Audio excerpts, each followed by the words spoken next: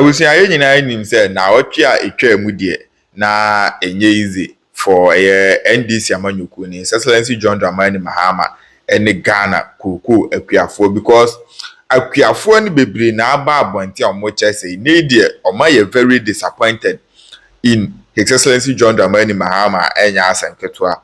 Almost 2024 no omote promises be say NDC Amanyukuni ba omonsa beka 6,000 something ebi mu krasi 7,000 near chiriche say analysis amountfo ye ya na say akuafo no eboje so de na enya asenketwa eno na akuafo ne kire say 6,000 na omonsa anka na 3,000 something na Akufo-Addo edema omo in 2024 nempo NDC Amanyuku ba yi sa 3,000 something no di nyina no omonsa anka say de ate edi ababe duru 2,500 omo chese omaye very disappointed ye pa na senka asem ni nyina no uhwe mu yie dia anka ne kwan so ano no ba uhwe the way 2024 NDC Amanyuku no edi bibia ebekoso ewo man mu eye politics kan ya adukosi se ba ne sen na external factors etimi affect oman economy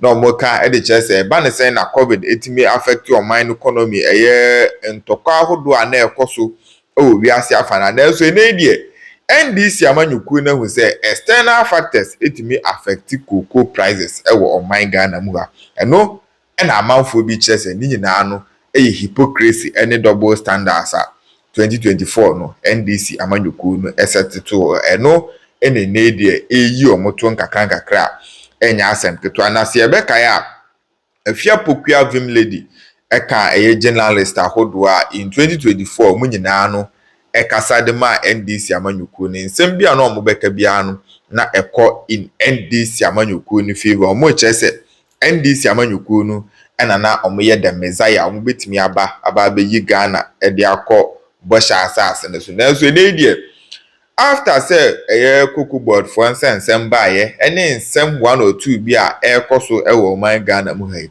afia pokua Vim Lady aba abonten de nsem bi aba beto honum ama NDC Amanyuku na nsem we de abusia enya nsem ketu anti nsem repi ebebo awrem na yakwa akotie Vim Lady nsem a ode beto ho nyina na ba yaka nyina no de atoamso Mahama na Mumuno. And so far, we need to start following up on, for instance, 24-hour economy na kwako siseng. This week, the Akwakoye clash between Koko Akuafono and Yabain. What forced the president to settle his own emergency cabinet meeting on the team, no, Nkoshia. That mere mabit na hanuma bona about that one they kudos. The swift response in the president I had there. But then Koko na what's sono. Cocoa price matters, so that's for me now is becoming the biggest scandal of President Mahama. Because this is not what President Mahama promised. We any politics, I said, don't bring politics here or there. Ghana and here, Now said the last week, Papa Biba had Mr. Abuache or your cocoa farm or Lembele Honomo 160 acres or so Kochani cocoa no aton Nasasano, Eddie Ama a galamse for. Kofo bebre bahanum bedi papa na tena no kochani cocoa obiso onye cocoa farmer bia don't worry oyo cocoa farmer onye cocoa farmer that's not your headache oso kochani cocoa no because our price na president mo dey man dey enya de ono obeja tumu china. And see, these are the issues that we are talking about. We are not talking about say a friend saying president the what cocoa boso, and this is not what you promised. One promise yes obeti cocoa boso. So we hold here yesterday kan omanpedi Excellency John Dramani Mahama any impeni fo a omo na hwe a friend say oman no so no. It is important say immediately and at once no they need to revisit that issue. Na koko na omo say omate so no they need to change that decision. As so omo say some imagine completely because and a big issue I can was whether or not President Mahama na ban no omo betimi for failure omo campaign message 1 year into President Mahama ban. We are not hearing any major move on 24-hour economy. Me ankasa me bra penny. He is part of the committee on 24-hour economy. Me ame bra. Ono de onye NDC MPP ono oye na eduma as a technocrat. No habo no tie no oye na eduma wa ye eduma almost 30 years of experience. And to me nkasa obeye habo 24-hour economy without my brother. There be we yes akra nye possible. He has been involved in cocoa shipping. a cashew nut. Just say the biggest shipping airline that we are say. That's where he's worked in that shipping line for almost 30 years. Into a Mahama, a 24-hour economy, no, as an expert on the ocean say, Mudiamona Musum by a port no 24-hour Kawaya crack. Omodia, Brofu, Omunya crank a port in 24-hour. Omomutika no Benya. That will help them. So Mahama Kayano catching on. But 1 year, we any Guzitano Mutimina, Guzitano must come out to show us proper measures here. Mudias are 24-hour economy because Tiko Boswa. That means you are not serious about 24-hour economy. Because I was a cocoa 24-hour economy. How is it that we have campaigned on 24-hour economy? Now cocoa I bet me a cocoa processing company. Can I say more copec one crank bet me another one be a crack na baby elembele honoma and I say one of the cocoa growing area western region one grand be as a engineer near cocoa ni na santi one near cocoa factory back na ye enkofo ya muton yogurt na ye ebi ya pe aduma ma bi ebi mu so ton cocoa drinks no mo nam no mo ton cocoa ice cream cocoa drinks cocoa ice cream cocoa cake. This is Guzitano my 24-hour economy no.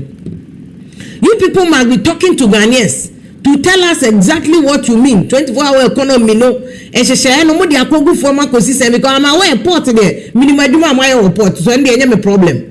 Because me na me catch them say me bra here do no expert port. I know what is going on at the port. I know what is going on at the port. But I'm saying say on a more serious note, we need to know practical measures. More so strategy amudi good for ma mo 24-hour economy no. Because agro 1 year ago President Mahama buy 1 year co. Your first quarter of the second year.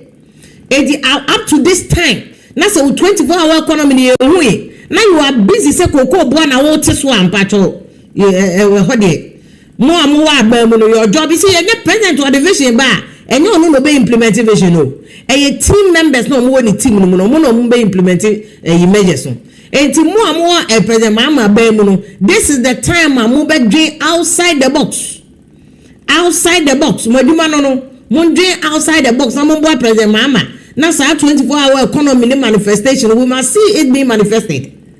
We should see it being manifested.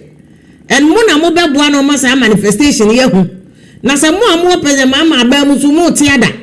Na mo 24-hour economy really you are not giving us any friends and tangible idea. President Kufuor 2001 around this time no man started the major niema fuel no more teso no around this time na friends saying blueprint for youth employment program barre do mo de buy around this time they were busy doing it you know around this time now NHIS man started so by now no you people must be showing us practical strategy measures na make am say strategy. And by conclusion of this year, now we go from all aspects. Police 24-hour. What you say? Yes, police station. Be I say people anywhere. No, 24-hour economy need to say 24-hour in resources, 24-hour in execution, 24-hour in planning, 24-hour. I was see who say police for buka so 24/7. As you see who say soldier 4 years do 24/7. Your border no 24/7. And we are. Say I say Ghana for. For Ministry of for the statement by Ghana for Burkina Omo Bami akwa attack omo. Same way Paul Boateng has been saying in Nigeria and it's a time with that number. He's been saying it consistently for as long as I know Paul Boateng over 10 years old. And a bray ya can ya border no so who can see a 24-hour economy or border no so and can cover attack a very phone. What so what fast akwa so me first a couple of times I call Burkina. So what fast akwa so a say we need more and number 2 any border no post so other border friends links and 1 year official border but in kofofa ho be Ghana mu yeso yafa ho Togo and other countries Burkina ni ade I think that Rugo said they be ho uko oti region kejebi ebi ho ko Togo. What you say? There were so many apply. You were unapproved routes be branco for. By this time, I was in Kenya 24-hour immigration service. Makasa unapproved route, more honest. and also your advantage of creating jobs. Jayo and a multi cocoa for a cocoa bosso. My jay all this 24-hour economy now, ye major practical election a promise. Major policy for government or somewhere and my jay and a multi cocoa for please President Mahama Hodie. Yani a bow basso last Wednesday say the swift response. I would hear the unprecedented. The one my power no afraid emergency cabinet meeting. And one no direct cabinet meeting. But for you to say a Kwiafono to reduce a cocoa Kwiafono, I mean, we are living in an era where government, Nanado Abayo, Mahama Abayo, you all have failed to fight Galamsey. Both of you have failed woefully, miserably. You have failed to stop Galamsey. Enti Galamsey na brofu ikro moto Ghana cocoa na yen tumi deliver cocoa na yes indicator capital no. Ya kwaji cocoa no sika dada. Ye kra so cocoa na ya kwaji hu sika dada yen tumi supply sika na ya kwaji no cocoa because ya kwaji abrofu ni sika yen kotua sika na mo. What we do is that ya the cocoa beans and mo tika. Meanwhile indicator capital na ya kwaji no over the last 2 years no.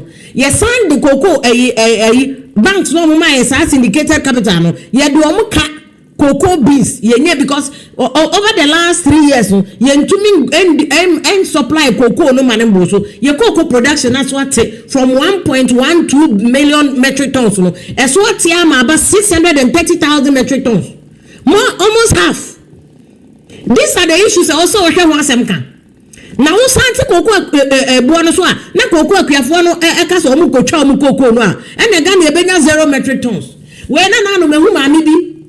You see, but I don't blame her. Ghana, no, there's a lot of ignorance. And ignorance because any woman for efforts so me ignorant too. Politicians think kind of crunch Politicians think kind of crunch also kind of crunch say, what's a cocoa buona swa?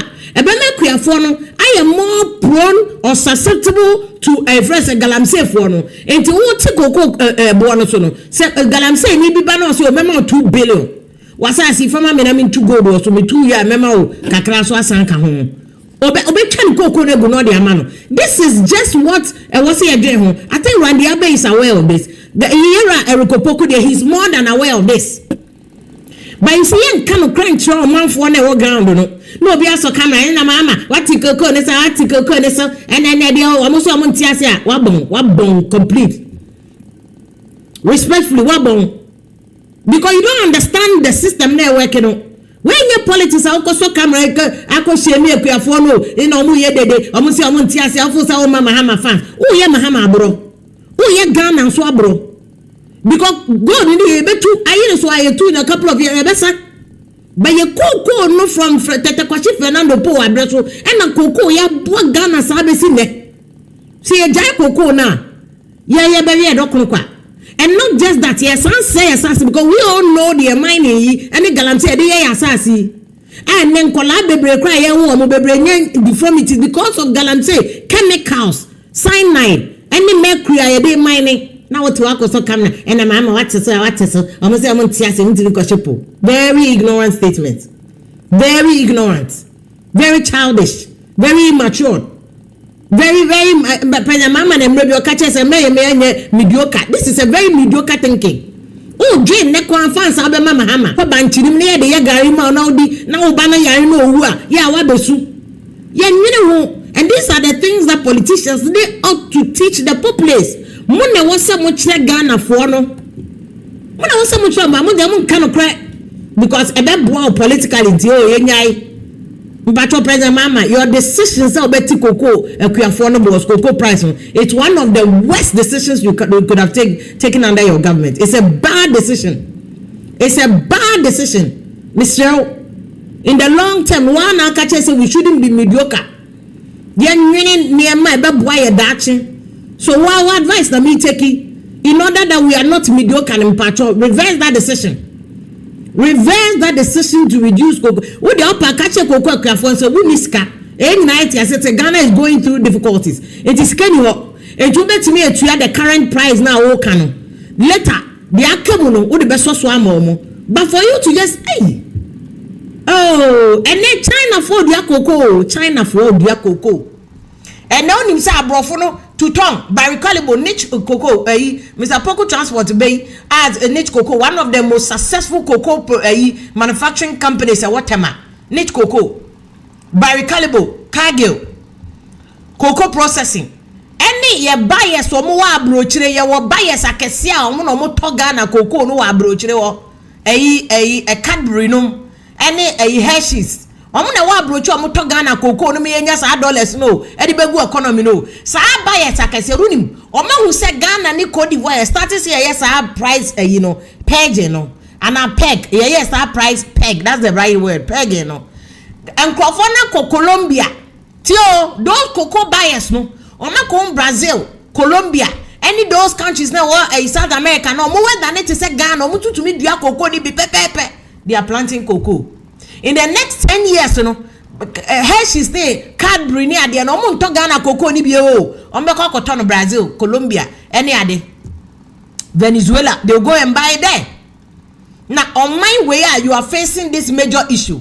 O say o ti cocoa boss, President Mahama, that's a very bad decision. Focus on energy on 24-hour economy no. For just show on call for chief executive for nyina to no mun deliver. Randy Abe me bra no me de Randy Abe de me tell so na so me respect no pa but Randy Abe do more consultation if need be. Me I don't agree with the people who are saying you should be sacked. Last week Mbetsna me can so mo say sack Randy Abe, I disagree with them because the man is barely 1 year in this position. Ma obi the yesi consume the boy hina ejuma de obi a obema na ejuma bia is likely say ejuma na cancel errors here and there. It's in a bank cry mo me cashier no or mo close your accounts for the day. They do what we call a friend saying miscellaneous or something like that, accounting for no mo sikabi or modisha, because there are minor losses that comes with the job. It's in the error where I say if there are any errors it comes with the job. Allow the man to be in his office. ABS why you do 2 years maso still then we can say that oh yes I can. But it's too early. And to know around the avenue, so if you know what is good, sometimes I think the statistics is not working for you. Oh if from now they are konya with the sofa chair now they there error tobo or the man cry refuse it. Yeah, sometimes